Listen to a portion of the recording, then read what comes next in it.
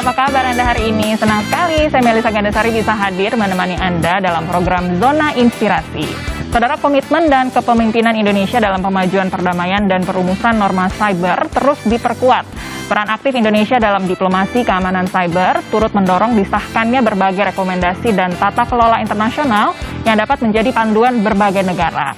Lalu seperti apa peran dan capaian Indonesia dalam diplomasi cyber di forum internasional? Kita akan bahas selama 30 menit ke depan hanya di Zona Inspirasi.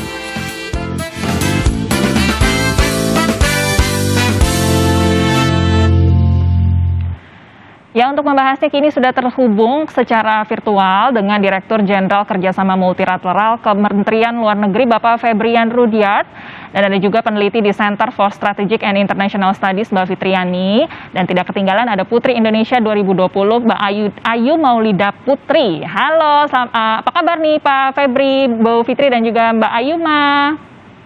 Halo Mbak, selamat. Apa kabar Pak? Alhamdulillah sehat, Alhamdulillah sehat. Semoga sehat semua ya. Sehat semua, terima kasih hari ini sudah menyempatkan hadir di Kompas TV ya. Kita mau bicara nih Pak mengenai diplomasi keamanan cyber di forum multilateral. Saya ke Pak Febri dulu ya, Pak Febri. Boleh dijelaskan perkembangannya saat ini kondisi cyber kemudian di forum multilateral atau di dunia ini seperti apa? Terlebih lagi dihubungkan dengan di sektor ekonomi, pertahanan dan keamanan kemudian Pak. Baik Mbak Melisa, terima kasih. Betul nih bahwa isu keamanan cyber ini sekarang lagi jadi topik hangat nih yang dibahas di berbagai forum, baik itu di tingkat bilateral, regional, ataupun juga multilateral.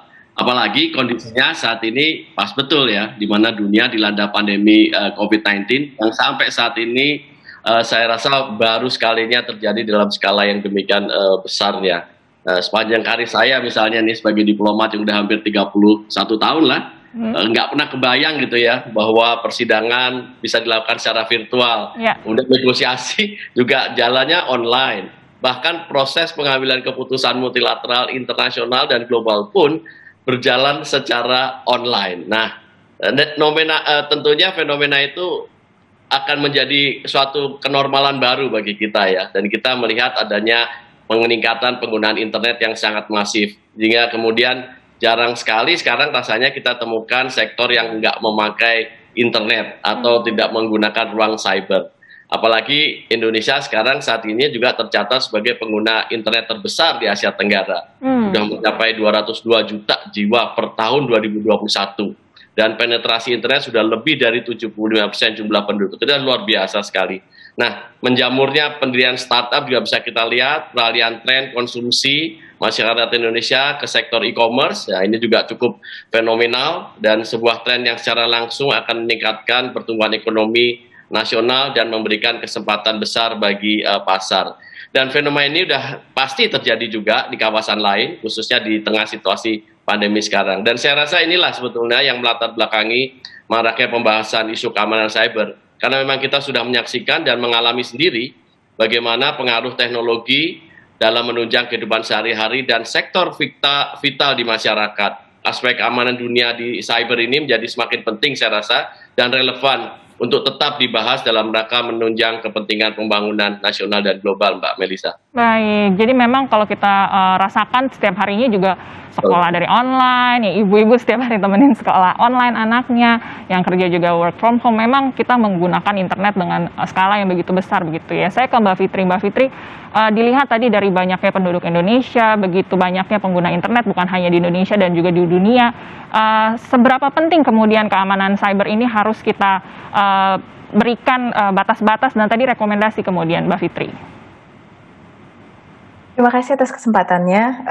Menurut saya keamanan siber sudah menjadi isu nasional dan multinasional, tidak hanya untuk Indonesia tapi banyak negara dunia. Karena tingkat teknologi komunikasi sekarang yang merupakan jawaban dari pembatasan mobilitas di masa pandemi. Dewan Keamanan PBB sudah mengeluarkan resolusi di resolusi 2341 tahun 2017 yang mengharuskan seluruh negara anggota untuk mempermudah akses informasi dalam keadaan mendukung keamanan internasional. Dan di seluruh khususnya penelitian yang CSIS Indonesia lakukan, keamanan cyber sangat meningkat di masa pandemi ini. Secara geografis di Asia Tenggara sendiri posisinya yang strategis dan signifikan secara geoteknologi dengan tadi yang Pak Febrian katakan, dengan meningkatnya jumlah startup dan individu yang mengakses internet karena pandemi, terdapat juga peningkatan kegiatan kejahatan cyber serta operasi cyber yang disponsori negara. Nah, terdapat juga peningkatan ketegangan geopolitik di tingkat fisik, namun terbawa ke dunia maya, yang mana menghadirkan resiko kerentanan baru. Misalnya kita lihat pada saat konflik ketegangan di Laut Cina Selatan terjadi antara Filipina dan Vietnam dengan Tiongkok misalnya, hal itu bisa berimbas kepada perang atau ketegangan di ranah cyber juga. Oke, baik. Baik. Jadi karena memang tadi semua ranah kita sekarang gunakan secara teknologi, secara maya begitu, jadi ketegangannya pun dan keamanannya, resiko adanya tidak jadi amanan itu bisa terjadi di beberapa ranah juga begitu ya Mbak Fitri ya. Saya mau ke Mbak Ayuma nih, karena Mbak Ayuma selain Putri Indonesia juga Duta Damai Dunia Maya. Boleh Mbak Ayuma sendiri sebagai Putri Indonesia juga sempat menjadi kontestan internasional di kompetisi Miss Universe. Boleh diceritakan pengalamannya saat itu, pastinya juga berinteraksi secara dunia maya dengan para pendukung, dan Mbak Ayuma sendiri melihat masyarakat Indonesia sebagai pengguna internet ini sudah paham betul belum tentang keamanan cyber sendiri, Mbak Ayuma? Iya, jadi sebenarnya saya juga sebagai masyarakat umum ya, tentunya pada awalnya kan kita hanya pengguna internet yang menikmati internet gitu aja ya. Sebelum akhirnya kita sadar bahwa ternyata bisa terjadi adanya kejahatan dalam cyber, ataupun kita mengharapkan tentunya keamanan dalam berinternet tentang data pribadi kita dan lain sebagainya. Dan tentunya dalam berkompetisi dan kemarin itu semuanya kita mengharapkan tentunya keamanan ya, sekali lagi di tengah pandemi ini khususnya, yang mana kompetisi tetap harus dilakukan secara virtual juga untuk kita bertemu dengan media dan lain segala macam. Ini justru saya sering membaca banyaknya aksi penipuan maupun pencurian data-data pribadi melalui internet. Dan hal ini tentunya yang sangat meresahkan masyarakat. Baik. Nanti kita akan lanjutkan berarti ya dengan banyaknya urgensi mengenai keamanan cyber ini, lalu peran dan capaian dari Indonesia sendiri seperti apa. Nanti kita akan lanjutkan lagi obrolannya dengan tamu-tamu saya. Jangan kemana-mana, tetap di Zona Inspirasi.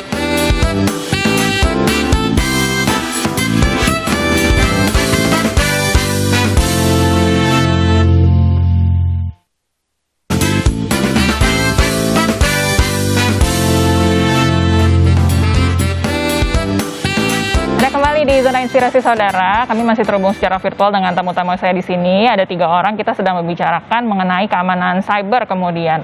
Kita lanjutkan, saya ke Pak Febri. Pak Febri, mengenai urgensinya tadi, bagaimana masyarakat Indonesia banyak sekali yang menggunakan internet, banyak terjadi penipuan, kejahatan, lalu peran dan capaian Indonesia sendiri untuk tercapainya keamanan cyber seperti apa kemudian Pak Febri? Terima kasih Mbak Melisa. Jadi memang isu keamanan cyber ini sebetulnya walaupun gaungnya baru terdengar sekarang, tapi sebetulnya kiprah kita Indonesia dalam isu ini sudah lama ya, sudah terbangun lama. Ada beberapa capaian yang bisa saya sampaikan ya, yang sudah berhasil ditorehkan diplomasi Indonesia selama ini. Saya akan mulai dari pada tingkat multilateral misalnya, sebagaimana yang saya sebutkan awalnya, kita sudah sejak awal mendukung proses ada pembahasan di tingkat global multilateral, yaitu pembentukan namanya United Nations Governmental Group Expert on perkembangan internet ini ya, on ICT, Information Communication Technology, yang juga akhirnya berdampak pada masalah keamanan suatu negara. Dan kita sudah ikut sejak lama, dan peran aktif kita di kelompok ini yang dibentuk oleh PBB tidak hanya dimanfaatkan untuk mendorong kepentingan nasional saja, tapi juga untuk melindungi infrastruktur cyber dan pemanfaat cyber untuk kepentingan nasional. Lebih dari itu, kita juga bertindak sebagai bridge builder dengan karena ada perbedaan posisi yang cukup jauh nih ya antara negara-negara yang sudah relatif maju penguasaannya di bidang teknologi cyber dengan negara-negara yang belum. Dan bagi kita yang penting adalah apapun itu yang sudah diatur dalam dunia nyata harus juga terefleksikan dan juga mengatur dalam kehidupan di dunia maya. Karena ini kan merupakan cerminan ya, semua yang ada di dunia maya ini selama ini kan juga ada di dunia nyata. Jadi mestinya hukum-hukum internasional mengatur hal yang sama. Nah, tapi ini juga menjadi posisi yang agak beda ini di beberapa negara. Nah, kita mencoba menjadi jembatan sehingga kita akhirnya diangkat sebagai negosiator lah ya, fasilitator dan negosiator yang bisa menjadi pembawa suara negara-negara berkembang dalam hal ini dalam kelompok gerakan non-blok yang sekarang menjadi representasi dari kelompok negara berkembang.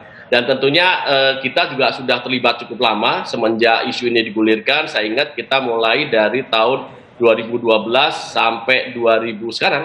Jadi sudah tiga kali kita menjadi anggota di dalam namanya UN Working Group on ICT.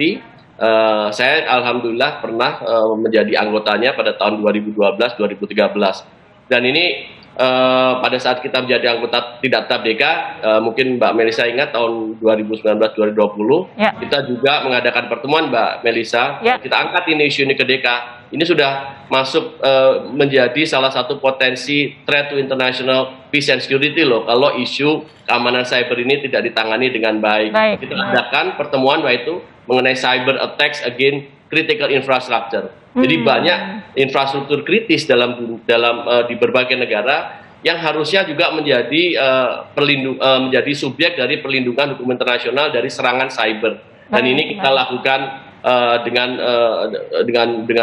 bantuan beberapa negara di Dewan Keamanan. Mungkin kalau selintas di bidang regional kita juga sangat aktif di ARF misalnya, kita juga menjadi salah satu pendorong ke isu ini dibahas dan kita terpilih sebagai co-chair ARF Intersessional Meeting on ICT Security. Mungkin itu kira-kira apa yang bisa saya sampaikan dalam waktu pendek ya. Baik, jadi memang peran Indonesia cukup penting tadi kemudian dalam adanya mencapai keamanan cyber internasional ya Pak Febri ya. Saya ke Bu Fitri. Bu Fitri, kalau memang tadi kita lihat kapabilitas Indonesia ada di perannya cukup banyak, apa pengaruhnya kemudian dari apa yang sudah dibuat kebijakan-kebijakan tersebut terhadap keamanan cyber di forum multilateral kemudian Bu Febri? Terima kasih Bu Melisa. Seperti yang tadi dikatakan Pak Febri, Indonesia memiliki reputasi kuat dalam aktivitasnya mendorong penerapan norma-norma ruang cyber dan mendorong perlunya penekanan terhadap keamanan cyber. Dan baru-baru ini mengenai implementasi hukum internasional yang berlaku juga di ranah cyber. Dampaknya apa bagi Indonesia? Dengan Indonesia mampu mendorong keamanan cyber, kita tahu bahwa ruang cyber itu tidak terbatas secara fisik. Jadi keamanan secara internasional dan regional di ruang cyber pasti secara tidak langsung maupun langsung berdampak kepada Indonesia sendiri. Nah, dalam aktivitas diplomasi siber Indonesia, seperti yang tadi Pak Febrian katakan, di kelompok kerja negara di PBB, Indonesia memiliki reputasi kuat di kawasan sebagai pemimpin di ASEAN. Indonesia juga dapat mendukung negara-negara di Asia Tenggara dan juga Asia Pasifik untuk mengadopsi norma-norma cyber tersebut dan juga mungkin bisa saling belajar mengenai kebijakan dan solusi praktis dalam menghadapi kejahatan cyber. Dan ini mungkin bisa lebih dapat diterima bagi negara-negara yang berkembang dan juga masih dalam membangun infrastruktur cyber seperti Indonesia. Sehingga suara Indonesia lebih dapat diterima dibandingkan dengan negara-negara maju lainnya yang mungkin mereka tidak mengalami kerentanan yang sama karena mereka sudah memiliki teknologi dan sumber daya manusia dan kapital yang lebih maju. Baik, baik, luar biasa. Jadi memang kita sebagai salah satu negara berkembang dengan penduduk yang banyak, yang tinggi, dan juga kita sedang menuju begitu ya ke banyak kemajuan, memiliki peranan yang cukup penting supaya tadi bisa menjadi suara juga untuk negara-negara berkembang lainnya. Saya ke Mbak Yuma sebagai Duta Damai Dunia Maya. Kita tahu tadi selain Mbak Yuma sebutkan masalah yang sering terjadi adalah penipuan, kejahatan, pencurian data begitu. Tapi yang sering kita dengar juga mengenai masalah ujaran kebencian di dunia maya dan adanya pengaruh dari kelompok radikal. Apa yang bisa Mbak Yuma sampaikan terkait masalah ini, Mbak Yuma? Ya Mbak Melisa, kalau tentunya dengan berupaya meningkatkan pemahaman masyarakat terhadap bahaya penyebaran paham radikal melalui internet. Karena khususnya Duta Dunia Maya ini kita terfokuskan pada kaum muda, di mana kaum muda ini yang paling mudah nih Mbak terseret dengan namanya radikal melalui internet. Tersebut itu mudah dilakukan mengingat kemampuannya menjangkau seluruh lapisan masyarakat yang tadi sudah disampaikan oleh Mbak Fitri juga. Jadi tidak mengenal umur ya, terutama kaum muda ini khususnya yang mempunyai rasa ingin tahu tuh yang sangat tinggi. Selain meningkatkan pemahaman juga, kita berupaya untuk memberikan kontra narasi terhadap penyebaran paham radikal melalui internet seperti yang telah dilakukan oleh Kemkominfo dan juga BNPT. Kontra narasi ini diantaranya adalah pesan-pesan damai dan pelurusan informasi mengenai ajaran-ajaran radikal yang dimaksud dengan hal yang mudah dalam arti cara penyampaian yang mudah ditangkap oleh kaum muda ya. Dan di samping itu juga sejak tahun 2018 pemerintah Republik Indonesia telah mengangkat duta-duta damai, yaitu adalah generasi muda di seluruh Indonesia yang turut membantu menyebarkan kontra narasi yang dimaksud.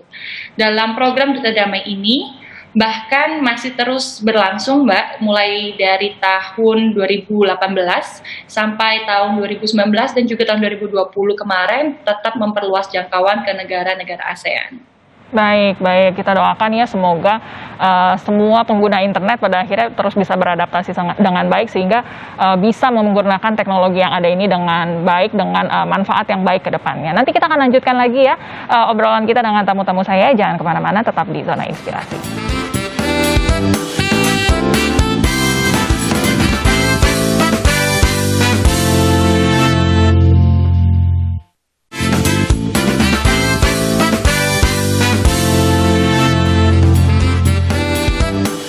Terima kasih saudara, Anda masih bersama dengan kami di Zona Inspirasi. Kita langsung lanjutkan lagi obrolan kami dengan narasumber saya. Saya ke Pak Febri. Pak Febri, ada 11 norma yang digagas oleh UNGGG kemudian terkait dengan keamanan cyber ini. Langkah implementasi seperti apa yang bisa dilakukan terkait dengan 11 norma tersebut, Pak Febri? Terima kasih Mbak Mercia. Mungkin cepat saja ya. Jadi ada dua hal yang kita lakukan. Yang pertama ke dalam dan keluar. Saya rasa yang ke dalam ini 11 norma itu akan kita jadikan parameter untuk kita meningkatkan penguatan perangkat hukum nasional, penguatan legislasi nasional yang terkait dengan masalah peningkatan keamanan cyber. Sehingga kemudian kita sudah banyak memiliki infrastruktur dan perangkat hukum yang ada, kapasitas juga harus kita tingkatkan, dan 11 norma ini bisa menjadi parameter, paling tidak menjadi benchmark bagi kita untuk bisa meningkatkan itu. Yang keluar adalah kita bekerja sama dengan negara lain berdasarkan dalam koridor 11 norma ini untuk kiranya dapat meningkatkan kapasitas kita dan juga kapasitas di kawasan. Karena isu virtual ini tidak mengenal batas negara. Jadi apapun yang keamanan ini tidak lagi seperti nyata bisa ditahan orang, tapi justru ini keamanan kita adalah berdasarkan keamanan wilayah kita dan juga keamanan global. Mungkin demikian Mbak, kalau boleh secara singkat. Baik, baik Pak Febri. Saya ke Bu Fitri. Bu Fitri, kalau melihat kondisi perkembangan terkini, terutama dengan kondisi masalah pandemi, ada langkah implementasi apa lagi yang bisa kita lakukan sebagai upaya menjaga keamanan cyber internasional ini, Bu Fitri? Terima kasih Bu Melisa. Menurut saya ada dua yang kita bisa lakukan. Yang pertama adalah membangun kepercayaan antar negara, dan kita beruntung di sini memiliki jajaran diplomat yang sangat baik melakukan diplomasi cyber untuk membangun kepercayaan sehingga meminimalisir konflik, dan juga kesediaan tim respon darurat dari IT sehingga tidak ada eskalasi konflik dari cyber ke konflik terbuka secara fisik. Yang kedua adalah pembangunan kapasitas. Seperti yang tadi saya katakan, tidak seluruh negara memiliki infrastruktur keamanan cyber yang mumpuni. Oleh karena itu, kita memerlukan kerjasama internasional untuk saling membangun kapasitas negara-negara di dunia sehingga kita bisa saling menjaga keamanan baik nasional maupun kawasan dan juga internasional di ranah cyber ini. Baik, Bu Fitri. Terakhir, sebagai penutup, Mbak Ayuma sebagai Duta Damai Dunia Maya, apa yang bisa masyarakat lakukan sebagai masyarakat yang berperan aktif di dalam dunia maya supaya bisa turut menjaga keamanan cyber internasional, Mbak Ayuma? Iya, bisa saya sampaikan untuk sebagai masyarakat, mohon jangan mudah diadu domba ya tentunya. Terlebih kan di saat kita ini banyaknya marak isu untuk memecah belah Indonesia maupun juga dunia internasional, tentunya kita harus paham betul bagaimana situasi yang sebenarnya. Kita harus mau untuk mencari informasi-informasi sehingga tidak mudah dipecah belah. Dan juga untuk keamanan, tentunya sebagai kita pengguna cyber ini jangan mudah untuk percaya dengan kita tinggal klik gitu kan. Kadang sebagai pengguna kita harus mencari tahu dulu informasi-informasi apa yang memang data-data yang akan diambil dan bagaimana kita sudah yakin untuk setuju atau enggak. Jadi kita sebagai pengguna cyber juga harus cerdas, sebagai masyarakat juga harus memiliki rasa kebinekaan yang tinggi agar kita juga terhindar dari yang namanya perpecahan belahan, selalu damai, tebarkan juga selalu rasa cinta kebinekaan. Baik, terima kasih banyak Mbak Ayuma. Terakhir secara singkat Pak Febri, ada harapan apa yang ingin disampaikan terkait dengan keamanan cyber internasional ini Pak? Silakan Pak Febri. Ya, terima kasih Mbak. Mungkin harapan saya adalah bahwa kembali subjek dari keamanan cyber ini sebetulnya masyarakat kita sendiri gitu ya. Jadi masyarakat bukan objek, tapi subjek dari keamanan cyber. Artinya ini semua tanggung jawab bersama, mulai dari diri kita masing-masing, dari anggota masyarakat, dan saya rasa pemberdayaan masyarakat adalah resep yang paling jitu untuk bisa kita meningkatkan ketahanan cyber kita. Mungkin demikian Mbak. Baik, terima kasih Pak Febri, Bu Fitri, dan juga Mbak Ayuma. Kita memang tidak bisa menutup mata ya. Kita harus menjadi pengguna internet dunia maya yang pintar, harus terus mengikuti perkembangan supaya kita sendiri tidak menjadi objek, tapi juga bisa menjadi subjek yang baik. Terima kasih untuk waktunya untuk tamu-tamu saya hari ini. Semoga tadi bisa menjadi informasi yang baik bagi saudara di rumah. Saudara, saatnya kami untuk pamit undur diri. Saya ingatkan untuk tetap menjaga protokol kesehatan. Selamat melanjutkan aktivitas. Sampai jumpa.